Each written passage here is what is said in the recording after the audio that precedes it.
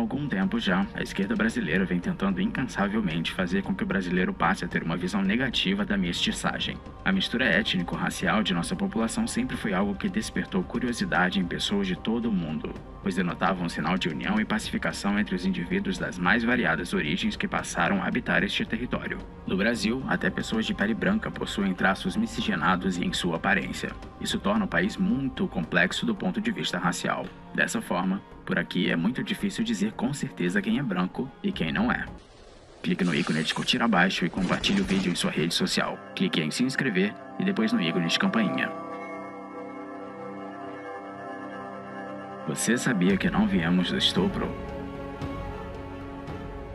A esquerda já percebe tal fato há décadas, e muitos de seus intelectuais chegaram à conclusão de que esse era um empecilho para os seus propósitos revolucionários. Eles perceberam que seria muito difícil implementar uma guerra racial em um país com uma população tão peculiar. Nos Estados Unidos, por exemplo, o Black Lives Matter é um movimento que consegue causar bastante caos e aumentar ainda mais a tensão racial, pois além do histórico de leis de segregação racial, é muito fácil distinguir brancos e negros por lá. Tendo em vista todo esse histórico, movimentos raciais de esquerda começaram a implementar um projeto racista por aqui. O objetivo é fazer com que todos os indivíduos se identifiquem apenas como negros ou brancos. Dessa forma, precisam eliminar do vocabulário todas as palavras que definam pessoas de outras formas. Os termos caboclo, mulato, pardo, moreno e mestiço precisam ser apagados do idioma para que eles consigam atingir tal fim. Como sabem que essas palavras já estão bem consolidadas no português do Brasil, decidiram propagar exageros e informações históricas falsas, para que as pessoas começassem a sentir vergonha de suas origens mestiças.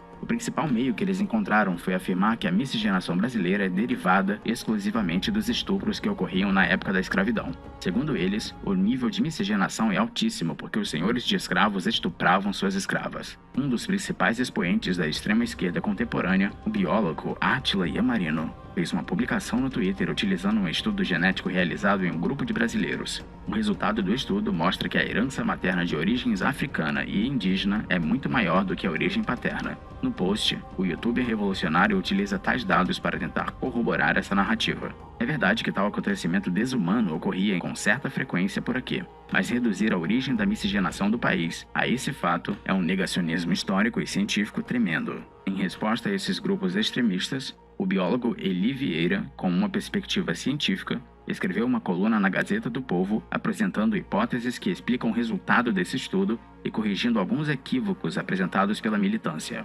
Já com uma visão histórica, Bruna Fascola também escreveu um ótimo texto no mesmo jornal. A colunista explica que primeiramente é preciso entender que antes de chegarem os africanos ao Brasil, aqui já estavam os índios. Os primeiros mestiços a habitarem esta terra eram filhos de portugueses com indígenas. O exemplo mais famoso é o do português João Ramalho, que chegou aqui por volta de 1515 e se tornou amigo próximo do cacique Tibiriçá.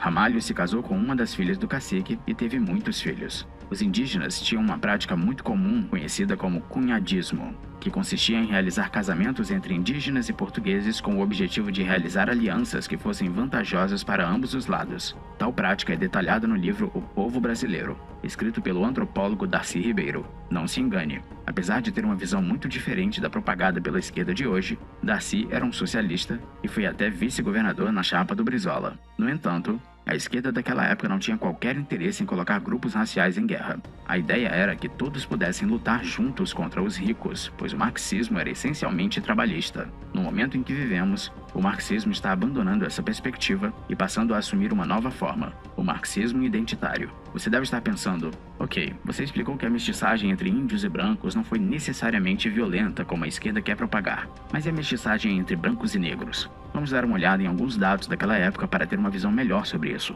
No livro Escravidão, volume 1, o escritor Laurentino Gomes conta que, no sistema de escravidão implementado no Brasil, havia uma possibilidade muito maior de obtenção de liberdade do que no sistema dos Estados Unidos. Escreve ele, abre aspas, estima-se que, em média, cerca de 1% de todos os escravos brasileiros eram alforriados anualmente. Essa taxa, estendida ao longo de 3 séculos de regime escravagista, resultou numa significativa população negra livre no país, maior do que em qualquer outro território da América. Em 1800, negros alforriados compunham cerca de 30% da população brasileira, a mesma proporção de brancos. O restante era formado por mulatos, índios e mestiços. Nos Estados Unidos, enquanto isso, as chances de alforria eram bastante reduzidas. Fecha aspas. Tal fato mostra que havia uma quantidade muito grande de ex-escravos no Brasil durante a época da escravidão. Ao ver esse dado, fica evidente que é totalmente equivocado dizer que a maioria dos mestiços nascidos durante o período da escravidão eram oriundos de estupros. Um caso famoso é o do escritor Machado de Assis, que era filho de um brasileiro pardo com uma portuguesa branca. Acredita-se que Machado viveu durante a sua vida um sentimento de ambiguidade racial. É como muitos pardos se sentem ainda hoje, brancos demais para serem considerados negros, mas suficientemente escuros para serem considerados brancos. Segundo a professora Emília Viotti da Costa, o abolicionista Joaquim Nabuco teria dito após a morte do escritor a seguinte frase, abre aspas, o Machado para mim era um branco, e creio que por tal se tomava, fecha aspas. A historiadora afirma também, abre aspas, todos sabiam que Machado era um mulato, mas reconhecer isso publicamente seria uma gafe, uma ofensa a Machado, fecha aspas. Para apagar sua origem mestiça, uma universidade pública brasileira recentemente coloriu uma foto antiga do escritor de forma a escurecer bastante o tom de pele do mesmo. Tal imagem colorizada digitalmente causa um pouco de estranheza se comparada com a pintura de Henrique Bernardelli ou a fotografia de Mark Ferris. A quantidade muito significativa de ex-escravos durante a escravidão também corrobora a explicação do biólogo Eli Vieira para a preponderância da herança materna de origem africana.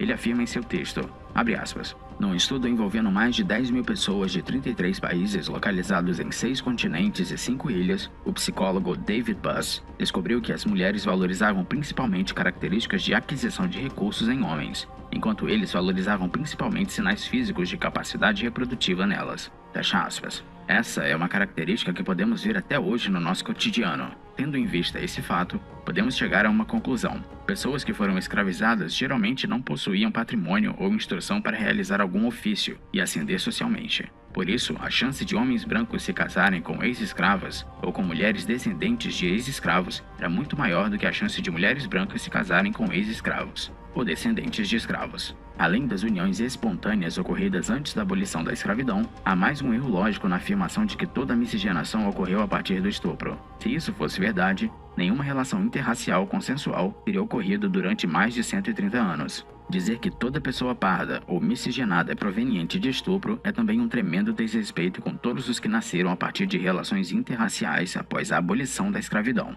O projeto de eliminação da mestiçagem brasileira não tem o objetivo apenas de gerar tensão e guerra racial no Brasil. Sim, a esquerda ganharia muito com esse conflito, pois isso fortaleceria muitos candidatos socialistas que se elegeriam com a promessa de lutar contra o racismo e ódio racial. Mas há um objetivo ainda mais sutil nisso. Há também um fim globalista. Se não sabe o que é isso, explicamos. Globalismo, em poucas palavras, é uma ideologia que defende a abolição de todos os estados nacionais no mundo. Um anarcocapitalista poderia ver isso e achar ótimo, mas no lugar de todos esses estados, surgiria um único governo mundial que governaria toda a população do mundo. Pode parecer conspiratório, mas os defensores dessa ideologia estão tendo cada vez mais coragem de abordar essa ideia totalitária de forma pública e explícita. Para chegar lá, precisam também eliminar a ideia de povo brasileiro. Por mais que todo anarcocapitalista brasileiro defenda o fim do Brasil como um estado, o povo brasileiro ainda continuaria existindo mesmo com a abolição desse estado que o governasse. O filósofo Paulo Cogos aborda com frequência em seu canal no YouTube a importância de identidades locais para resistir a projetos comunoglobalistas. Curiosamente, alguns políticos intelectuais de esquerda já deixam explícitas as suas revoltas com a ideia de povo brasileiro. A falecida vereadora Marielle Franco publicou em dezembro de 2017 um texto no jornal O Globo com alguns comentários sobre a mestiçagem. Abre aspas. Ou seja, mestiçagem e democracia racial são concepções ancoradas na prática da violência com as pessoas negras, principalmente as mulheres. O conceito ilusório de povo brasileiro ainda não desapareceu, mas no que depender do povo preto desse Brasil, irá. Vamos surpreender o tácito acordo do poder. Seremos firmes, pessoas ativas que chegam desafinando o coro dos contentes. Burrice é querer lutar contra isso. Um Estado não precisa existir para garantir a identidade de um povo, ao contrário do que muitos conservadores pensam. No Brasil, pelo contrário, o Estado está servindo como instrumento para a destruição da identidade de um povo. Uma grande prova disso é o Estatuto da Igualdade Racial, aprovado em 2010 no Brasil. Tal estatuto tenta, por força de lei, transformar todos os pardos brasileiros em negros, ignorando que todos os descendentes de brancos com indígenas também são pardos. O estatuto tenta impor uma identidade racial a todos os pardos brasileiros sem ao menos perguntar para eles se eles querem se designar dessa forma. A arrogância e a ousadia dos burocratas são visíveis, pois acreditam que por meio de lei conseguiriam alterar a realidade das coisas. É como aprovar uma lei dizendo que o céu é vermelho, Não adianta. O céu continuará sendo azul. Tal estatuto foi contestado e criticado por muitos antropólogos, juristas e historiadores de todas as ideologias na época em que foi proposto. No livro Divisões Perigosas, escrito por vários autores, o sociólogo Simon Schwartzman faz uma análise sobre esse estatuto.